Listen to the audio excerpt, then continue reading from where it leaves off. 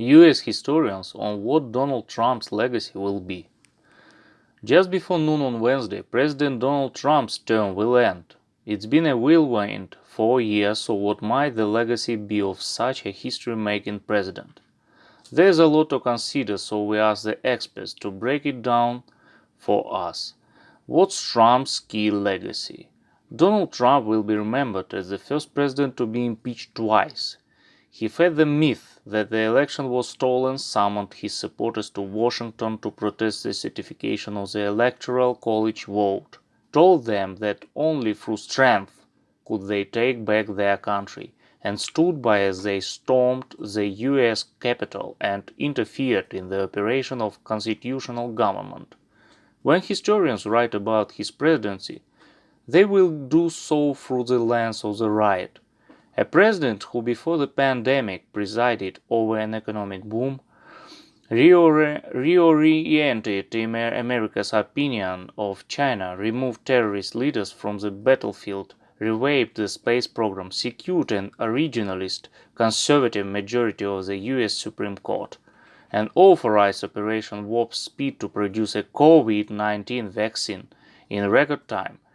A surrender of global leadership. Laura Belmont is a history professor and dean of the Virginia Tech College of Liberal Arts and Human Sciences.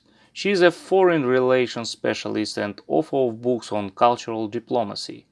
What's Trump's key legacy? His attempt to surrender global leadership and replace it with a more inward-looking, fortress-like mentality. I don't think it succeeded, but the question is how profound has the damage to America's international reputation been, and that remains to be seen.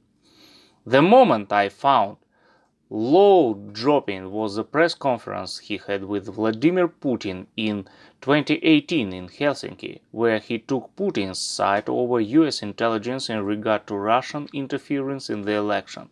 I can't think of another episode of a president siding full force with a non-democratic society adversary. It's also very emblematic of a larger assault of any number of multilateral institutions and treaties and frameworks that Trump has unleashed, like the withdrawal from the Paris Climate Accord, the withdrawal of the Iranian nuclear framework.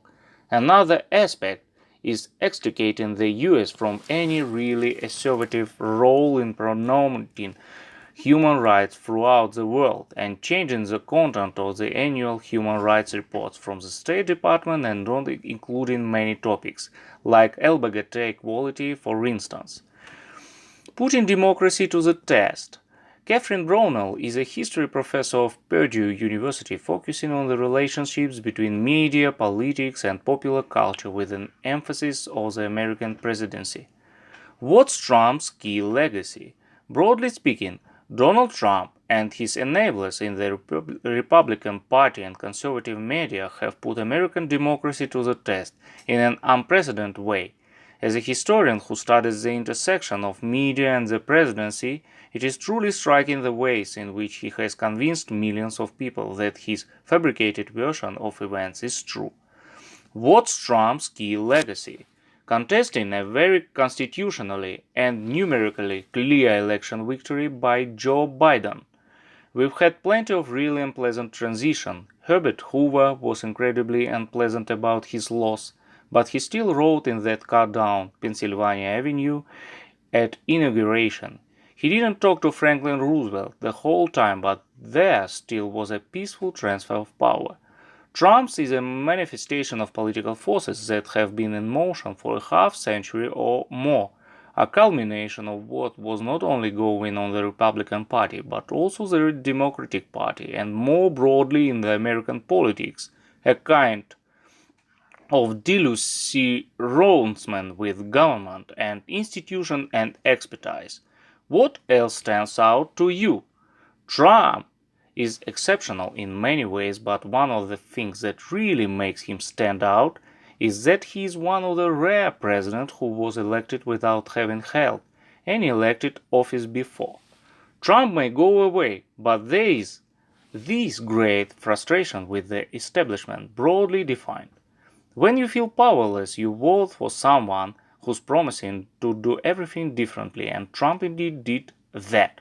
A presidency is also made by the people that the president appoints, and a great deal of experienced Republican hands were not invited to join the administration the first go round.